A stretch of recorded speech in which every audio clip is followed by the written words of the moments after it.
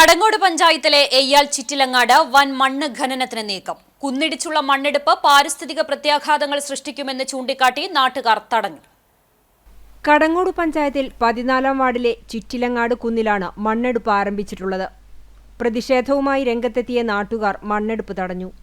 കെട്ടിട നിർമ്മാണത്തിനെന്ന വ്യാജേന പഞ്ചായത്തിൽ നിന്നും പെർമിറ്റ് കരസ്ഥമാക്കി ജിയോളജി വകുപ്പിന്റെ അനുമതി നേടിയാണ് മണ്ണ് ഖനനം നടത്തുന്നതെന്നും ലക്ഷങ്ങൾ ലാഭമുണ്ടാക്കാവുന്ന മണ്ണ് കച്ചവടമാണ് ലക്ഷ്യമെന്നും നാട്ടുകാർ പറയുന്നു. ഇപ്പോൾ ഒട്ടനവധിയായിട്ടുള്ള വീടുകൾ ഇപ്പോൾ മഴയുടെ പ്രശ്നം കൊണ്ട് തന്നെ വെള്ളം വന്നിട്ട് വരുവെള്ളവും മണ്ണൊക്കെ കൂടി വന്ന് ഒലിച്ചു ചേർന്നിട്ട് വലിയ പ്രശ്നങ്ങൾ നമ്മൾ നിരന്തരം അനുഭവിക്കുന്ന ഒരു മേഖലയാണ്. പ്രത്യേകിച്ചും ജനുവരി ആദ്യവാരം തന്നെ നമുക്കൊരു വെള്ളം പറ്റും.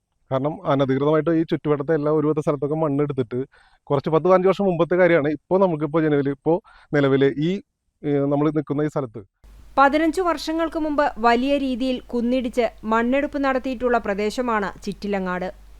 എല്ലാ മഴക്കാലത്തും പ്രദേശവാസികൾ മണ്ണിടിച്ചിൽ ഭീഷണി നേരിടാറുണ്ട്.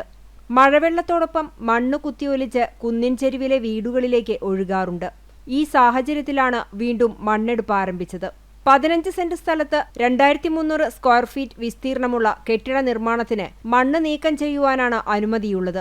എന്നാൽ 35 സെന്റിലധികം വരുന്ന സ്ഥലത്ത് വൻ ഖനനം നടത്തിയ മണ്ണ് കടത്തുവാനാണ് ശ്രമമെന്നും ഭൂവുടമയ്ക്ക് പകരം മണ്ണ് മാഫിയ സംഘമാണ് ഖനനം നടത്തുന്നതെന്നും നാട്ടുകാർ ആരോപിക്കുന്നു. ഈ 15 സെന്റ് സ്ഥലത്ത് മണ്ണെടുക്കുമ്പോൾ അവർക്ക് കോടതി അനുവദിക്കുന്നത് ആകെ പറയുന്നത് എന്താ വെച്ചാൽ ഈ 2 ലക്ഷം രൂപയോളാണ് ഇവർ പെർമിറ്റ് ഫീസായിട്ട് അടയ്ക്കുന്നത്. ഇനിയിപ്പോൾ അഥവാ ഈ വീട് വെച്ചില്ലെങ്കിൽ കൂടി, ഒരു വർഷത്തിനകം വീട് വെച്ചില്ലെങ്കിൽ കൂടി അവർക്ക് ഇതിന് 5 മടങ്ങ് തിരിച്ചടച്ചാൽ ഇതിന്റെ കേസ് അവസാനിക്കുമെന്നാണ് പറയുന്നത്. പക്ഷേ ഇവർക്ക് അതിൽ ഏകദേശം 60-70 ലക്ഷം രൂപ മണ്ണുണ്ടാവും ഇതിനകത്ത്. അപ്പോൾ അതിൽ നിന്ന് 10 ലക്ഷം പോയാലും അവർക്ക് മണ്ണിന്റെ ബിസിനസ് തന്നെയാണ് ഉദ്ദേശിക്കുന്നത്. പെർമിറ്റിൽ പറയുന്ന കാലാവധിക്കുള്ളിൽ മണ്ണ് നീക്കം ചെയ്ത സ്ഥലത്ത് കെട്ടിടം പണിയണം. അല്ലെങ്കിൽ റോയൽറ്റിയായി കെട്ടിവെച്ച തുകയുടെ 5 മടങ്ങ് ഫൈനായി സർക്കാരിലേക്ക് അടയ്ക്കണം എന്നാണ് നിയമം.